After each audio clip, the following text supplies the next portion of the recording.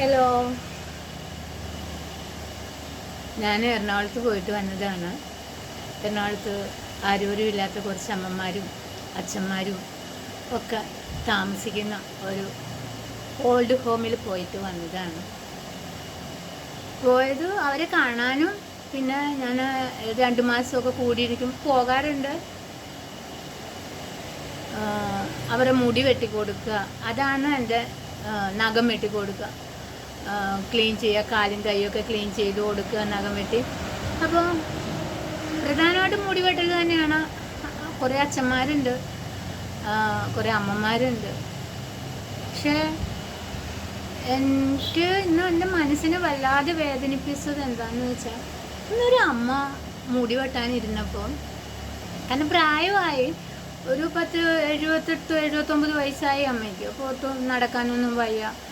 അമ്മ കിടന്ന കിടപ്പിൽ തന്നെയാണ്. അപ്പോഴും അമ്മേനെ വേണ്ടാന്ന് വെച്ചാൽ ആ മക്കൾ, ഞാൻ ആരോടും കഥ ചോദിക്കാനോ അല്ലെങ്കിൽ ആരോടും അത്ര വലിയ, കാരണം നമ്മൾ എന്തെങ്കിലും ചോദിച്ചു കഴിഞ്ഞാൽ നമ്മൾ അവരെക്കാട്ടും ദുഃഖം അനുഭവിക്കുന്നവരായിരിക്കാം. പക്ഷെ എന്നാൽ പോലും അവരെ വിഷമിപ്പിക്കേണ്ടെന്ന് വിചാരിച്ച് ഞാൻ അവരോട് കാണുമ്പോൾ ചൊല്ലുമ്പോൾ ചിരിച്ച് സംസാരിച്ച് പോരുമെന്നല്ലാതെ, ഇന്ന് അവിടെ പുതുതായിട്ട് വന്നൊരു അമ്മച്ചിയാണ്. വന്നിട്ട് കുറച്ച് ദിവസങ്ങളെ ആയിട്ടുള്ളൂ. ഭയങ്കര കരച്ചിലൊക്കെയാണ്.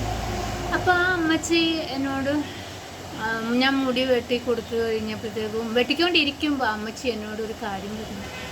എൻ്റെ തലയിൽ നല്ല പേനുണ്ട് മോളെ. ഞാൻ പറഞ്ഞു അതിനാണ് പേനൊക്കെ പോകാനും ഇനി ഒന്നും വരില്ല. അപ്പോൾ നമുക്ക് ഈ മുടിയൊക്കെ വെട്ടി കഴിയുമ്പോഴത്തേക്കും ഇത് ക്രോപ്പ് അടിച്ചിടുക ചെയ്യുന്നത് കേട്ടോ. മുടി വെട്ടി കഴിയുമ്പോഴത്തേക്കും അതിനുള്ള ഷാമ്പൂ ഒക്കെ ഉണ്ട്, അതിട്ട് കുളിച്ച് കഴിഞ്ഞ് പിന്നെ ഇവിടെയുള്ള ചേച്ചിമാരൊക്കെ നന്നായിട്ട് തല നല്ല കെയർ ചെയ്ത് തരും, വിഷമിക്കേണ്ട പേനൊന്നും ഉണ്ടാവില്ല എന്നൊക്കെ പറഞ്ഞ് സമാധാനിപ്പിച്ചപ്പോൾ അമ്മച്ചി പറയാണ്, എൻ്റെ മോളുടെ തലയിലും പേനായിരുന്നു. ഞാൻ എന്തോരം കഷ്ടപ്പെട്ടിട്ടാണെന്നറിയാം എൻ്റെ മോളുടെ തലയിൽ നിന്ന് പേനയൊന്ന് കളയാൻ വേണ്ടി. മോളുടെ തലയിലും പേനായിരുന്നു. അതിനും ഒരുപാട് കഷ്ടപ്പെട്ടു.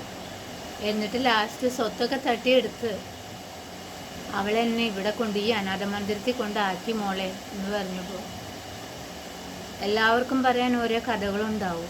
കാരണം അവരനുഭവിച്ച വേദനകൾ കേൾക്കുന്ന നമുക്ക് കഥകൾ തന്നെയാണ്. പക്ഷെ എവിടെയെങ്കിലും ഒരു അമ്മായിയമ്മേനെ മരുമോൾ ഉപദ്രവിച്ചെന്നോ ഒരു മകൻ അമ്മേനെ ഉപദ്രവിച്ചെന്നോ പറയുമ്പോൾ നമ്മുടെ രക്തം തിളയ്ക്കുന്നത് നമുക്ക് നമ്മുടെ മാതാപിതാക്കളോട് സ്നേഹമുള്ളത് കൊണ്ടാണ്.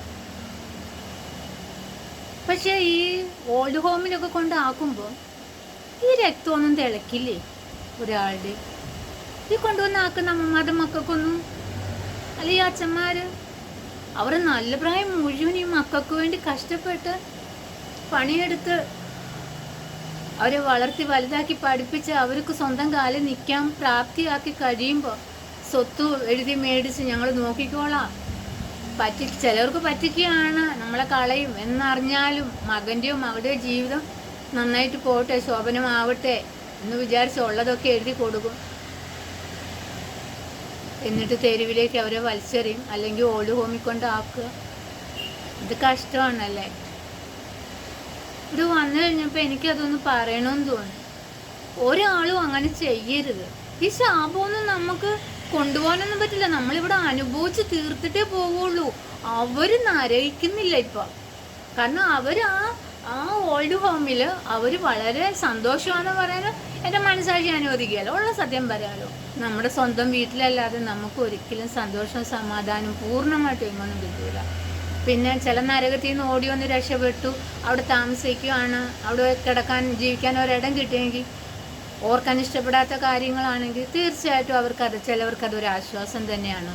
പക്ഷേ മക്കളെ ജീവന് തുല്യം സ്നേഹിച്ച് ഓരോ അമ്മമാരും അച്ഛന്മാർ പകലന്തിയോളം പണിയെടുത്തുകൊണ്ട് വന്നു, അത് ആക്കി അഴിച്ച് അമ്മമാർ മക്കൾക്ക് ഭക്ഷിക്കാൻ കൊടുത്ത് മക്കളെ രാവിലെ എഴുന്നേൽച്ച് സ്കൂളിൽ വിട്ട്, ചിലവരൊക്കെ കിലോമീറ്ററുകളോളം നടന്നാണ് മക്കളെ സ്കൂളിൽ കൊണ്ടാക്കുന്നത്, ചിലർ സ്കൂൾ ബസ്സിനെ കയറ്റി വിടും. അങ്ങനെ ഞാൻ പറഞ്ഞു വന്നത് എന്താണെന്ന് വെച്ചാൽ, എത്ര കഷ്ടപ്പെട്ടാണ് ഈ മക്കളെ വളർത്തി വലുതാക്കുന്നത്.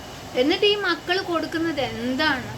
ഈ കേരളത്തിൽ എത്ര ഓൾഡ് ഹോമുണ്ടെന്നത്. എന്തിനാണ് ഇങ്ങനെ കൊണ്ടുവന്നാക്കുന്നവരോട്, ഇത് കേൾക്കുന്ന ആൾക്കാരോടല്ല ഞാൻ പറഞ്ഞത്, ഇങ്ങനെ നമ്മൾ നമ്മുടെ നമ്മുടെ നമുക്ക് പ്രാണം പകുത്തു തന്നവരെ ഈ ഓൾഡ് ഹോമിലും തെരുവിലേക്കും വലിച്ചെറിയുമ്പോൾ നിങ്ങൾ അങ്ങനെ ചെയ്യരുത്. അവരെ ഒന്ന് കൊന്നു കളഞ്ഞേക്കണം. എന്തിനാണ് അവരെ നരയിക്കാൻ വേണ്ടി ഇങ്ങനെ ചെയ്യുന്നത്? നിങ്ങൾ ഏതായാലും ചെയ്യുന്ന തെറ്റാണ്. അപ്പോൾ പിന്നെ ആ തെറ്റ് ഇങ്ങനെ ആവട്ടെ.